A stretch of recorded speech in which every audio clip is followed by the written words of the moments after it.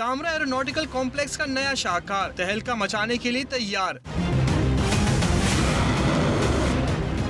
27 फरवरी को दुश्मन के दांत खट्टे करने वाला JF-17 डुअल सेट पहले से भी ज्यादा मौलिक सलाहियतों के साथ सामने आ गया। एयर चीफ मुजाहिद अनवर खान ने सिर्फ 5 माह में 8 तैयारे मुकम्मल करने पर PAC कामरा की इंतजामिया और कारकुनों को खराज तहसीन पेश किया। एयर चीफ ने PAC कामरा में डुअल सेट तैयारों के इंटीग्रेशन फैसिलिटी का इफ्तिताह भी किया। चीन के सफीर और एविएशन के नायब सदर ने भी तकरीब में शिरकत की है। सिर्फ फजाओं में ही नहीं, बहरो बर का तहफ़्फ़ुज़ भी महफूज हाथों में होना साबित हो गया। आबी मुहाफिजों ने शुमाली बहरी अरब और मकरान के साहिल पर मुख्तलिफ मिसाइल से अहदाफ को निशाना बनाने का मुजाहिरा किया।